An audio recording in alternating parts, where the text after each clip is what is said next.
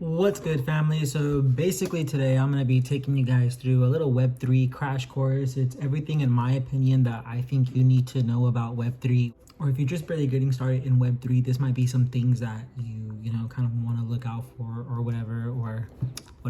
Anyways, so what is Web3? Web3 is basically the internet on steroids, and a bunch of nerds got together and they were like, hey, I think it's a good idea if we decentralize the internet and our finances. So that's basically happened, and this opened up a whole new world. And you know, if you're watching this right now, basically you're early, because the term Web3 hasn't even really been around for, I think, 2 years. It was kind of just thrown around in 2021, I believe it was. So 2022, so it's only been like a year, 2 years.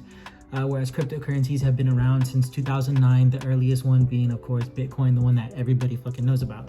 So yeah, I was in middle school at the time when they were talking about, you know, Bitcoin, and Bitcoin was being created. So obviously they weren't going to be talking about that shit at school. So there goes to show you how early we are, because if it's 2009 and now it's in 2022, well, it's been what, about 10 years since this has been in the making. So we're still extremely freaking early.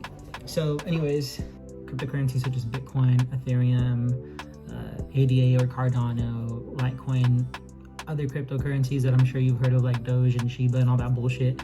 Basically cryptocurrency is the tokens that we use in Web3 to exchange goods and services. That's it. It's no different than having $1 in your pocket. Well, it is different than having $1 in your pocket, because realistically cryptocurrencies, the point of them is for them to be deflationary assets, so they actually don't go they don't go through inflation like the dollar does, because you can just print more of the dollar, and in cryptocurrencies there's a set amount of these tokens, so you're not necessarily going to have a depreciating asset. That's basically the gist of it. So the idea with cryptocurrency is that instead of having a third party in the middle, like let's say for example your bank in this case, and you and your friend got some concert tickets, and you know, you owe your friend now some crypto for these concert tickets. So instead of shooting it through like Zelle or a Cash App like you would for, through a bank, and then giving those third party fees, you're basically just doing the transaction between you and your friend. And the concert ticket is more than likely going to be an NFT. Now this NFT goes from your friend's wallet over here into your wallet, boom, over here, right? So now you have the concert ticket. Your friend doesn't have the concert ticket, but now she has her cryptocurrency. So you got what you wanted over here, the concert ticket. So now in turn, you can either take this concert ticket and you can sell it, for more than what you just paid your friend for it, or you can go ahead and go to the concert.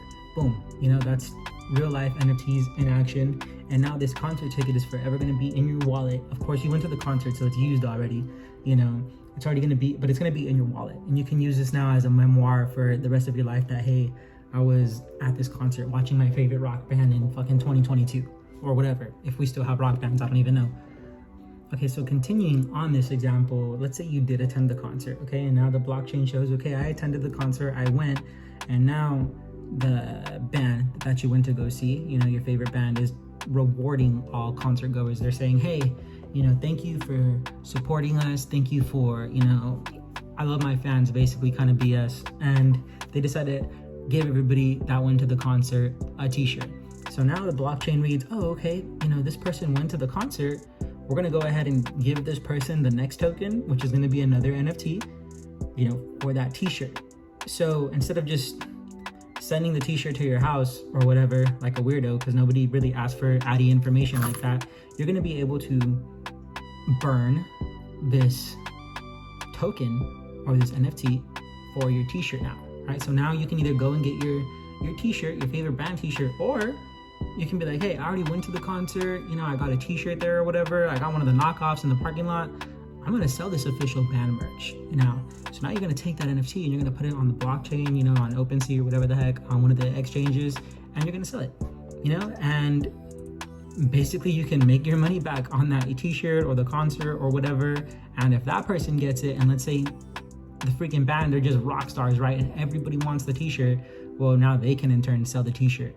And between those transactions, your favorite band is getting a little piece of the pie, because they, after all, were the ones that made and airdropped you the shirt. So it's a cool way to support, your favorite bands and your idols and shit like that, and open up your business and do shit, because there's just so many possibilities that you can do on the blockchain. And it doesn't just stop at t-shirts. This can be, like I said, for car deeds, it can be for house deeds and mortgages, it can be for a lot of things that you would never have even thought of, that that can be a dope ass use case for the blockchain, and make it official, so that you're not having to basically shove around paperwork. It's right there, it's in the internet, it's there. As I was saying, we're still freaking really, really early. I actually went to Web3X, which was a meetup in Vegas. A bunch of NFT nerds like myself went out. Shout out to my homie Charlene for getting me a ticket. We pulled up, we pimped it out there. We were cool. It was a great time. I had a really enjoyable time meeting people, networking, getting to know people from other projects, how they're doing, and what their approach and shit for Web3 was. So overall, super cool experience. But the point to that is that Kevin O'Leary, aka Mr. Wonderful from the Shark Tank, was there talking about cryptocurrency and mass adoption, and basically how we're gonna get from where we are now to where everybody's scared of this shit and nobody wants to do it, because like I said, it's the Wild West, to mass adoption. And basically, long story short, he said regulation. And some regulation is good, especially if we want to use this technology to its full potential, because it's the Wild West out there. And if you're in NFTs right now, you know exactly what I'm talking about. A lot of people are taking advantage of this new technology to set up scams, which we call rug pulls in the NFT space, and it's just not cool. It's turning off a lot of people to what can potentially be life-changing technology for a lot of us. So right now we're in the early stages. So these NFTs right now in the early stages, they're either complete bullshit scams, or you're tapping into a network of NFT nerds and entrepreneurs, or you're buying into a business really, really early, or in the best cases, a mix of those last two. You're jumping into a dope ass network and getting into a good business pretty early. So once you're scammed in the NFT space, like I said, we call it getting rug pulled or getting rugged. It's going to be pretty easy to differentiate what companies are good companies and what companies are just gonna waste your time and they're BS scams. So some of the things that I look for in potential rugs is activity on the mint. What I'm talking about is, let's say you have NFT project and they only have 10,000 NFTs, and minting is basically the I guess equivalent to an IPO, or the initial public offering, or whatever the fuck. That's basically what mint day is. So let's just say they only have 10,000 tokens. Well, if those 10,000 tokens are taking forever to sell out, it's a good indicator that these people probably don't want it. Probably just a cash grab or something like that. But in some cases it's not, and maybe they just didn't do a good job of marketing, or I don't know. So again, really just do your due diligence and your research. We call it D.O.R. So yeah, that's that. If the mint is going out pretty quick, let's just say again there's 10,000 and it's been going on for 20 minutes and 8,000 are already sold. I mean, that's a pretty good indicator that, hey man, like this is popping. And I think by that time it probably would have been sold out already if 8,000 went like that. So yeah, that's a pretty good indicator on, hey, is this going to be good? Is this not good? All right, so if the collection that you want mints out relatively quickly, there's no need to worry, because you can actually buy off the secondary, such as OpenSea or on LooksRare or whatever platform that you're using, or exchange that you're using. So you can actually go and you don't have to worry about it. If it gets minted out, I'm sure there's going to be people selling on the secondary. Usually when collections first release, most of the collections tokens, they all share the same face. So you're going to see just the same thing for all 10,000 tokens. And then a few days later, or a couple hours later, however the company has it set up, they're going to go ahead and do release day, or reveal day, and you're going to be able to see what your NFT looks like. And at this time, most people are either cutting the floor or going after NFTs that they really, really like, especially if you own the IP rights that are attached to that NFT, because now you can use it to open up a business or leverage your business. So IP rights is, for you guys that don't know, it stands for intellectual property rights, and that basically means that you not own, obviously you own the piece of the company too, but you own the physical appearance of that NFT, so you can do with now as you wish with the physical appearance of that NFT. So Yeah, a few examples of this are gonna be this dope ass OK Duck Yacht Club bottle opener that my boy Richie gave me. Big Daddy Duck, shout out Big. Okay, look at that. Just fucking open a bottle, and it's just a duck, so that's pretty cool. Again, this is from the OK Duck Yacht Club. Another cool, dope ass use of IP is my girl Charlene hooked it up with this tech deck using her Los Muertos and a fairy up at the top. Damn, and it's official with Santa Cruz. It's the collab. Just kidding. And then she also hooked me up with this shirt using my Los Muertos. So that was cool. You know, it's a dope ass use of IP. So if I see anybody walking around with this shirt, I'm gonna just tell you to take it off. I'm just kidding. And probably one of the most famous use cases of IP is Bored and Hungry, started by Andy Nguyen and the Food Fighters in Long Beach. They opened up Bored and Hungry. That shit's dope as fuck. The burgers actually smack. You gotta go check it out. Meledo's cannabis brand actually took out special limited edition flavors using their Bored Apes IP as well. So those are two dope ass Bored Apes that are really getting the use out of their IP. But you don't just have to do monkeys. You know, there's a lot of NFTs out there that can offer some dope ass IP opportunities and IP rights. So like I said, there's a lot of quality art that you can own the IP to and leverage from the blockchain, NFTs on the blockchain. Just make sure that you're getting in, you know what you're getting into. So a good example of a project, in my opinion, and you know, full disclosure, Kovayshus Inc., the company, and myself and other artists actually own NFTs from this company. In my opinion, Los Muertos is hands down one of the best NFTs that has been released in 2022, being the fact that their art is kick-ass. They plan to do some sick-ass things with Ethereum gaming. They're in everybody's mouths. They minted out in less than 7 seconds, which is unheard of. 10,000 NFTs sold, you know, in 7 seconds. Yeah, it's just pretty crazy. That one's insane. So initially I jumped into Los Muertos to leverage their IP because as a Latino and as an artist, I thought that I can use their art, and it was super, super dope, and it just fit my aesthetic. So initially that's what it was for. And after that, I just jumped into the cryptocurrency rabbit hole and started, you know, it's kind of weird because I did the opposite of what I just told you to do. I started doing my due diligence after the fact, you know, which again, I was still new to crypto. So that's why I'm giving you this advice. I got lucky and I jumped into a good company. Thank the Lord, you know, thank the Lord. So it's a good example of a proper NFT. So yes, I'm biased. You can technically stop here if you don't want to listen or whatever, but I'm not bullshitting. So I'm biased, yeah, because I have a Los Muertos, but at least I'm not bullshitting you. And again, this is all open on the blockchain. Anybody can go look at this. This is public information. Check it out. This shit's on Twitter. This shit's on the gram. This shit's on the blockchain. Just go check it out. Do your own research if you don't believe me. But basically, Los Muertos is an NFT that was originally built on NFT Worlds. If you don't know what NFT World is, it's basically they were the ones trying to switch up, you know, Ethereum gaming and all this bullshit. You probably heard of NFT World, you probably heard of Sandbox, and you probably heard of Decentraland. So those are our three big, I guess, decentralized gaming platforms or whatever the heck. So they were originally built on NFT Worlds. What happened was they had to pivot.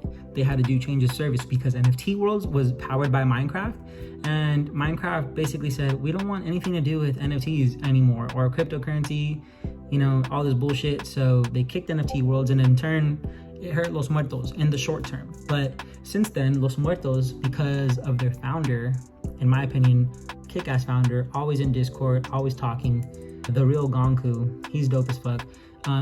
He pivoted really quickly, and he told the team, hey, you know, basically we're not gonna deal with this bullshit, and we're just gonna one-up them and come out with our own shit. And their answer to this was Clutched.io. And like I said, it's a few months time because they minted in April and we're in October. So they minted, they were kicking ass, they got kicked off of their own platform, not their own platform, but they basically got kicked off their moneymaker, pivoted, started doing their own shit, came out with Clutch.io, basically said F you to anybody who thought that they were done in the NFT space. So the project put out this tweet, reading this. Gamers on Ethereum have fell by 96% or more because of poor gaming experience, slow development, reduced financial incentives, and we are going to change this. So we made Clutched.io. The beta will be available soon exclusively to Los Muertos holders, and it says, can you guess 3 of our featured games? So I'm no expert gamer, but to me that looks like Fortnite, that looks like Call of Duty, and that looks like Rocket League to me. So that's pretty dope because that's Activision and Epic Games, big ass fucking gaming companies that Los Muertos is doing some stuff with. So I think that it's a level up, but that's just my opinion. The reason that I think that this is important is because I strongly think that Web3 is going to be introduced to a lot of people through gaming. I think that we're going to have a lot of play to earn aspects in our life. I feel that we're going to be introduced to new skills through gaming and stuff like that. So I just think that them doing this is super early, and they came out, like I said, partnered with great already established leaders in the gaming industry. So this just goes to tell you that they're serious. So that's the kind of stuff that I look out for now. You know, that's important to me. Sorry, it says that Clutch is going to be available to everyone, but the beta launch is going to be available for holders only. There's currently a staking mechanism for the Los Muertos that the Los Muertos team calls the graveyard, and basically your tokens are in the graveyard, they're earning points, and these points can later be exchanged to enhance your experience with Clutched and the Los Muertos project and community. So that's going to be super cool. So lastly, the strongest holders received a mint pass to their free 1K Los Diablo mint. If you didn't receive a mint pass and you were a staked holder, you also had the opportunity to mint one for free at the time as well, assuming that they didn't get minted out. So I think there was like 4 people that actually got their hands on one, so lucky them. Not 4 people total, 4 people after the ones that were supposed to get them got them.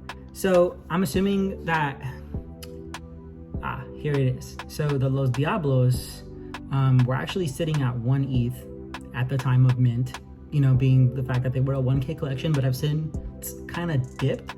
But I think that they only dipped because people don't know what the Los Diablos are going to give you. There's rumors that you can actually burn these, you know, in exchange for something. What yet? I don't know. They have yet to release that information, but being a 1K collection, I'm assuming that it's going to be extremely valuable, and it might not, you know, be just a t-shirt. It might actually be something more, but I'm not too sure, so whatever. Yeah, so Los Muertos actually currently sits at number, I believe, 246. There we go. 246 of the all-time top traded NFTs on ETH. So that's pretty cool. That's fucking dope. 246 out of who knows how many NFTs there are. So I definitely think that they're doing a great job. And they also got the blue check mark. They're verified. So they're doing a great job of, you know, making their mark in the Web3 space. I think that they're an undervalued project, but whatever. So not too shabby. Los Muertos, good job. And there's other NFTs too. I think that Quirkies is dope because the art and community is dope. I think that the DGen tunes are dope because the art in the community is dope. But then again, do your own research, see what kind of communities that you want to jump into. Don't just jump in because your friend jumped in or whatever, you know, really do your own due diligence. So lastly, if you don't have one already, make a Twitter. I'm going to go ahead and put my link in the description below if you guys want to follow me on Twitter. If you guys have any more Web3 questions, feel free to DM me. I feel like I follow a lot of knowledgeable people in the space. Web3 Twitter is very important because, you know, we're able to share information fast. It's where all the Web3 DGens live, and you just gotta make a fucking Twitter. Like, I just don't know what else to tell you. There's info on the gram, but it's all right. You know, you want to be on Twitter because the space moves fast. If you blink, you'll actually miss it, and you'll be like, oh yeah, what the heck just happened? And I don't want that to be you. So don't be on the gram, be on Twitter. It's important, again, because we use Twitter Spaces as a source of news and communication. It provides a great networking experience, and it's the home of all things crypto. So that's pretty good. Yeah, and I hope this little crash course, you know, served you guys well. I think that's it. Ultimately, make sure that you just have fun and that you're going in there with an open mind and understand that this is a creator's universe. We need creators. We need, you know, people to network. We need fresh ideas. And I think ultimately we just need you know, so if you want to come join us in the Web3, you know, space, it doesn't even have to be any of the projects that I just mentioned. We just, you know, need to grow. So welcome in. It's uncharted territory. Welcome to Web3. My name is Kovayshus, and Good luck.